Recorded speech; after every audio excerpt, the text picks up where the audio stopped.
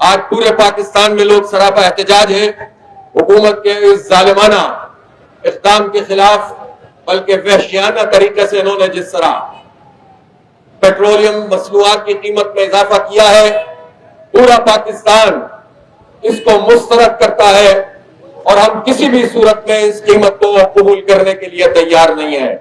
یہ ہم سے کہتے ہیں کہ حالات خراب ہیں اور بین الاقوامی مارکیٹ میں پیٹرولیم مصنوعات کی قیمت بڑھ گئی ہے۔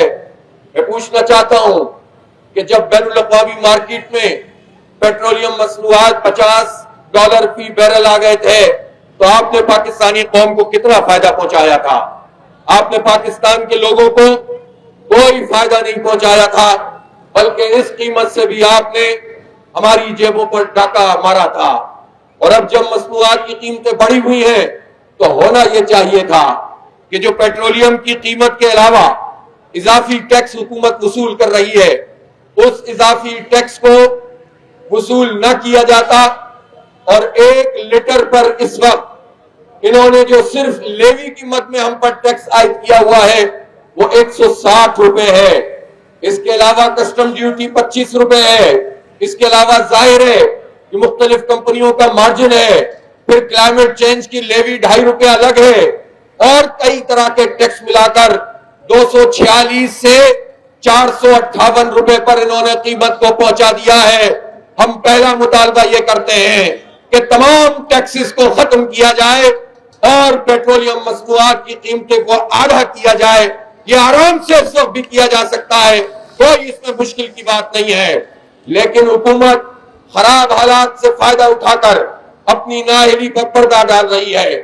میں پوچھنا چاہتا ہوں شہباز شریف صاحب، یہ کیسی گورننس ہے، یہ کیسی حکومت ہے کہ آپ کا FBR جس کا کام ہی ٹیکس وصول کرنا ہے، اس FBR میں 1300 ارب روپے کی کرپشن ہوتی ہے۔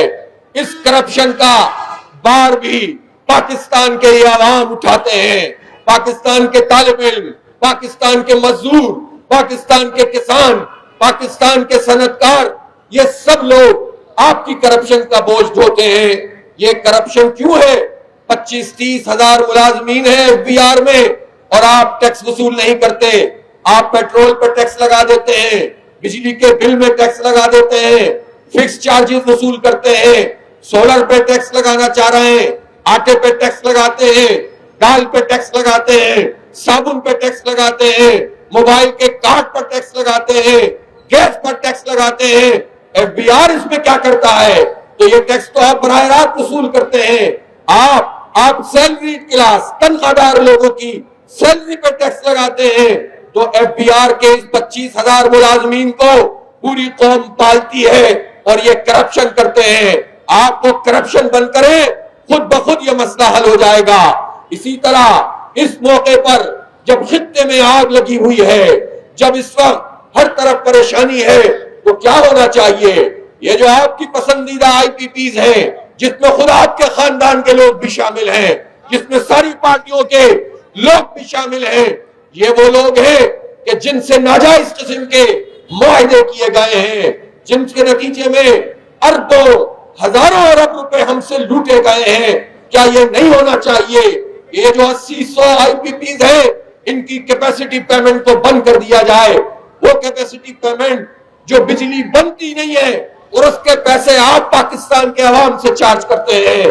کیا یہ نہیں ہو سکتا کہ یہ جو LNG آتی ہے اور اس LNG کو دوبارہ سے گیسیفائی کیا جاتا ہے، ری گیسیفیکیشن کے پلانٹ ہیں، روزانہ کی بنیاد پر ان کمپنیوں کو کیپیسٹی پیمنٹ دی جاتی ہے۔ ابھی LNG کے آنے کا سلسلہ اس جنگ کی وجہ سے بند ہو چکا ہے، لیکن پاکستان کے عوام روزانہ ان چند کمپنیوں کو پیمنٹ کر رہے ہیں۔ یہ پیمنٹ ڈیفر کی جائے، IPPs کی پیمنٹ بند کی جائے۔ آپ کی خرچیاں تو نہیں رک رہی، آپ اپنی بھتیجی کے 11 ارب روپے کے جہاز کو نہیں بیچ سکتے۔ شرم کا مقام ہے کہ قوم مہنگائی کی آگ میں چل رہی ہے اور ملکہ رانی کے لیے 11 ارب روپے کا جہاز خریدا گیا ہے، اور 9 کروڑ کی گاڑی پیپلز پارٹی کے چیئرمین سینٹ کے لیے خریدی گئی ہے، اور اربوں روپے کی گاڑیاں بڑی بڑی جو پاکستانی قوم بھگتتی ہے، وہ بیوروکریسی کے لیے اس کو آرڈر دیا گیا ہے. یہ کیسی عیاشی ہے کہ شہباز شریف جب جاتے ہیں کراچی تو 3.5 گھنٹے وہاں رہتے ہیں, 37 گاڑیوں کا پروٹوکول لگتا ہے. اس طرح آصف علی زرداری صاحب نواب شاہ پہنچ کر عید کی نماز پہ جاتے ہیں, 26 گاڑیوں کا پروٹوکول لگتا ہے. تمہارا پروٹوکول پاکستان کا طالب علم, پاکستان میں بائکیا کا کام کرنے والا, پاکستان میں فوڈ سپلائی کا کام کرنے والا نوجوان وہ نہیں برداشت کرے گا. لہذا کسی صورت یہ پیٹرول کی قیمت کی جو اضافہ ہے وہ قابل قبول نہیں ہے. اسی طرح بجلی کی قیمتیں کم کی جائیں, گیس کی قیمت کم کی جائے. کوئی صورتحال ایسی نہیں ہے کہ جس میں اس کو بہانہ بنا کر آپ ان بنیادی چیزوں کے اوپر ٹیکس پر ٹیکس لگاتے چلے جائیں. لہذا آج پورے پاکستان میں ہم نے احتجاجی تحریک شروع کر دی ہے, اور میں آپ سے اگر پوچھوں کہ چاروں صوبوں کے سی ایم ہاؤس پر مارچ کرتے ہوئے آپ پہنچیں گے تو آپ اس کے لیے تیار ہیں؟ ان قریب آپ کو کال دیں گے. اور اسی طرح میں حکومت سے یہ مطالبہ کر رہا ہوں کہ اگر یہ پیٹرولیم مصنوعات کی قیمت میں انہوں نے کمی نہیں کی, یہ اضافہ واپس نہیں لیا, تو پھر ہم ہڑتال کی کال دیں گے. آپ مکمل پہیہ جام ہڑتال کے لیے تیار ہیں؟ پورے پاکستان کے لوگوں کو ساتھ ملائیں, اپنی قوت کو اللہ کی رحمت سے اور اس کی نصرت سے استعمال کریں. ہم وہ کون لوگ ہیں؟ ہم ٹیکس دیتے ہیں تو یہ ملک چلتا ہے, تو پھر ہم کیوں بھیڑ بکریوں کی طرح زندگی گزاریں؟ ہم کیوں پیٹرول پمپوں پر لائنیں لگائیں؟ ہم سڑکوں پہ آ کر کھڑے ہوں, ہم سی ایم ہاؤس پہ دھرنے دیں, ہم گورنر ہاؤس پہ دھرنے دیں, ہم اسلام آباد کی طرف مارچ کریں. اگر یہ ہمارے مطالبات مانیں گے تو ٹھیک ہے, ورنہ ان کا کوئک مارچ کریں گے. ان کو چھوڑ کے جانا پڑے گا. بہت تماشا لگ گیا ہے, اس لیے حالات کا رونا رو کر اب پاکستان کے لوگوں پر مزید ظلم نہیں کر سکتے.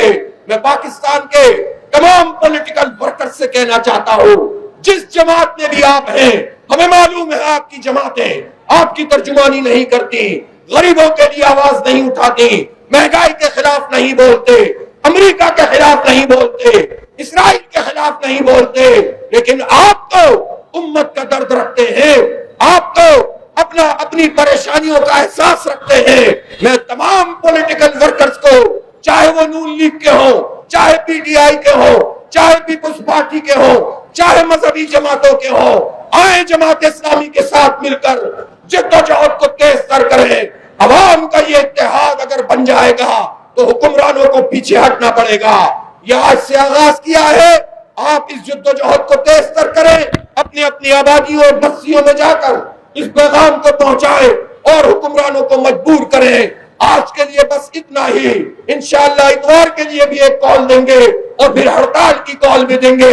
اس کی تیاری شروع کر دیجئے, مارکیٹوں میں رابطے شروع کر دیجئے, عوام سے بات کرنا شروع کر دیجئے. اب یہ تحریک رکنی نہیں چاہیے, آگے بڑھنی چاہیے اور حکمرانوں کو پیچھے دھکیلنا چاہیے. یہ کہتے ہیں آئی ایم ایف والے نہیں مانتے, آئی ایم ایف والے صرف یہ بات نہیں مانتے, آئی ایم ایف والے تو کبھی کبھی ہلکے سے یہ بھی کہتے ہیں کہ اپنی عیاشیاں کم کرو, کبھی کبھی وہ یہ بھی کہتے ہیں کہ اپنی گاڑیاں چھوٹی کرو. لیکن یہ حکمران طبقہ یہ بڑی گاڑیوں سے نیچے آنے کے لیے تیار نہیں ہے. ہمارے پیسوں سے گاڑیاں بھی خریدتے ہیں اور 3 کلومیٹر اور 4 کلومیٹر فی لیٹر والی جو ہے گاڑیاں چلا کر ہمارے کلیجے پر مونگ ڈلتے ہیں. سب کو 1300 سی سی پہ آنا چاہیے, صرف قوم قربانی دے, تم عیاشیاں کرو, یہ نہیں چلے گا. اور میں آرمی چیف صاحب سے بھی کہنا چاہتا ہوں, فیلڈ مارشل صاحب آپ بھی اعلان کریں کہ کوئی فوجی افسر 1300 سی سی سے زیادہ سرکاری گاڑی استعمال نہیں کرے گا, صرف عوام قربانی دے. اب یہ چکر نہیں چلے گا, اشرافیہ کو بھی قربانی دینی پڑے گی, اشرافیہ کو بھی پیچھے ہٹنا پڑے گا. فری بجلی ختم کرو, فری پیٹرول ختم کرو, مراد کو ختم کرو, گاڑیوں کو چھوٹا کرو, عوام کو ریلیف دو, نوجوان کو ریلیف دو, طالب علموں کو ریلیف دو. کیسا تماشا ہے کہ ایک طالب علم اپنی یونیورسٹی اور کالج اور اسکول میں اگر موٹر سائیکل سے جاتا ہے تو اس بائک پر اگر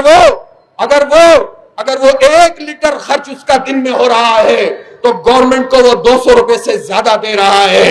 تو پھر ٹیکس دیتا کون ہے پاکستان میں؟ 1000 ارب روپے تو تم طالب علموں سے، بائکیہ والوں سے، مزدوروں اور کسانوں سے وصول کر رہے ہو۔ پاکستان میں 40 لاکھ چھوٹی گاڑیاں ہیں اور یہ مڈل کلاس لوگ استعمال کرتے ہیں۔ یہ چھوٹی گاڑیوں کا ٹیکس بھی اگر سب جمع کرے تو یہ 500-600 ارب روپے بنتا ہے۔ قوم سے، مڈل کلاس سے، غریبوں سے ٹیکس جمع کرو، امیروں کی جھولی میں ڈالو۔ اب یہ نہیں چلے گا۔ اب امیروں کے پیٹ سے یہ اپنا پیسہ نکال کر غریبوں میں تقسیم کرنے کا وقت آ گیا ہے، لیکن اس کے لیے جد و جہد کو آگے بڑھانا پڑے گا۔ وآخر دعوانا الحمدللہ رب العالمین۔